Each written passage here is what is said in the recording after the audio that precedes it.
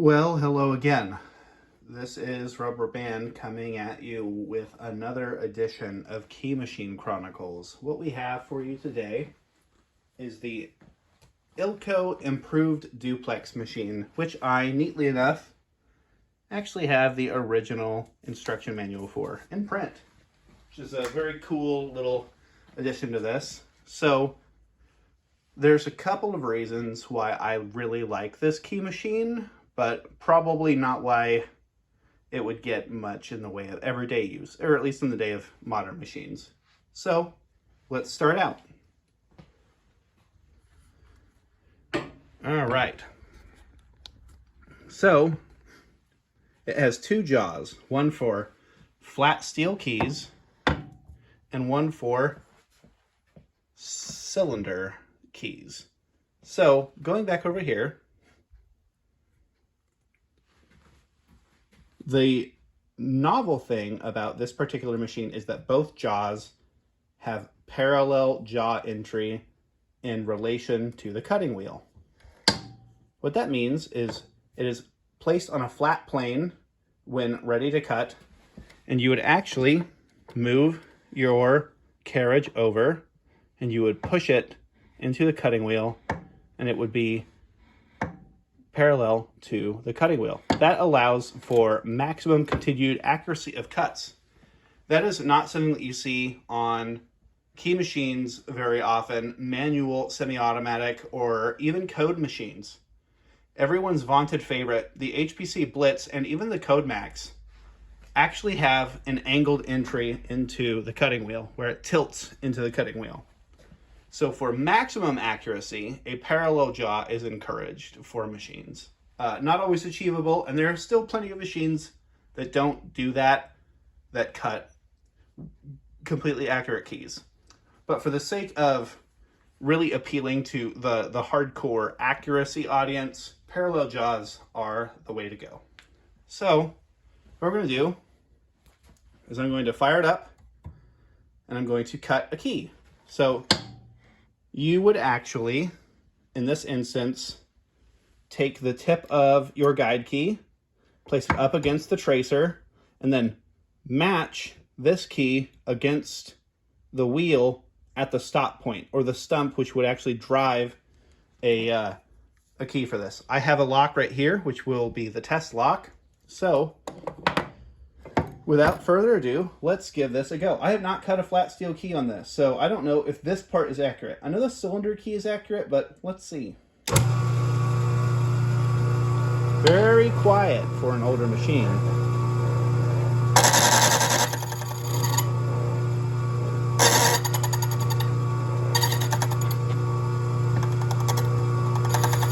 I make no apologies for the sounds it makes.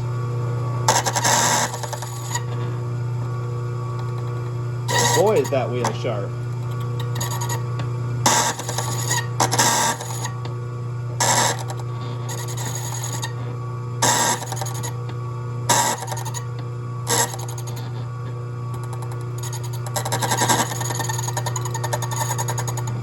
Now I'm just going into the bottoms of the cuts and removing any extra material.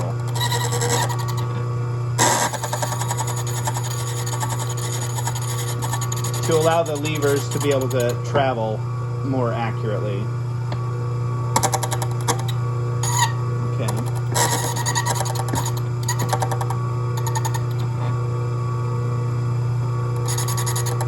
All right. Great. Looks like a match to me. So here's our cut key, and here's our guide key. Looks pretty accurate. What I'm going to do is I'm going to actually just take a screwdriver and I'm going to flake this part off.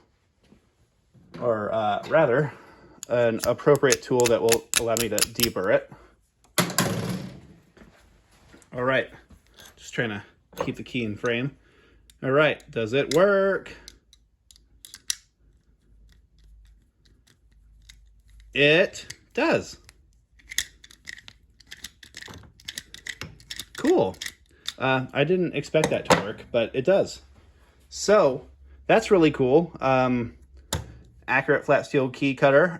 Probably hasn't been used in 40 years, something like that, or at least on this side. I've cut on the cylinder key side. So same deal as always when I do a test key. I'm going to be cutting a construction core key and using construction core cylinder. So that's a pretty accurate way to test this accuracy. So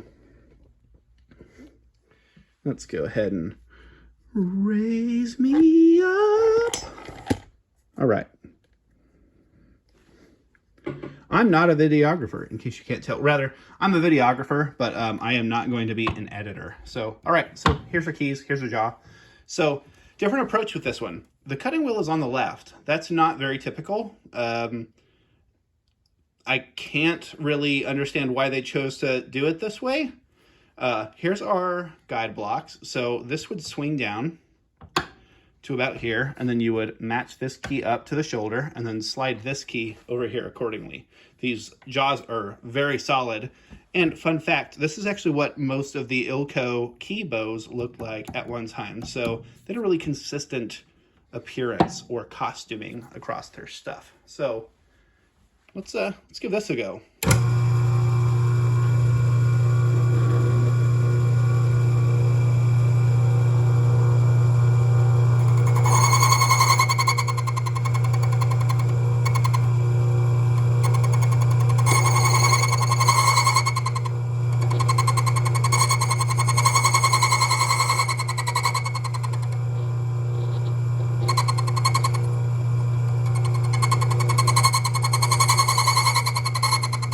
If I were better at this is where I would insert music.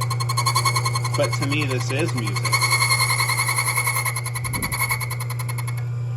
What might be Yoko Ono to you is a Yoko oh yes to me, baby. All right, so it says to not go back with this particular cutter.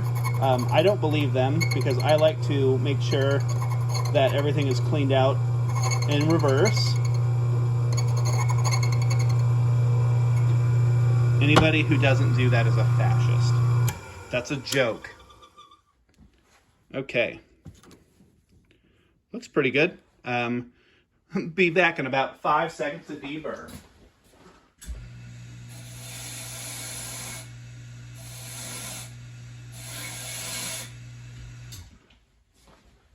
The burrs are much more problematic for this type of lock. Okay, cool. All right, here's our key. Does it work? Like a dream, actually. There is no clicks, no pops, no hang-ups. And what's more is it looks like a really good duplicate. So this was a construction core key that I code cut right before this. And then here's our duplicate. And really, none of that characteristic, odd, kind of chewy looking duplication process. Just a really nice duplicate, really crisp. I'm actually very impressed that it was able to do this.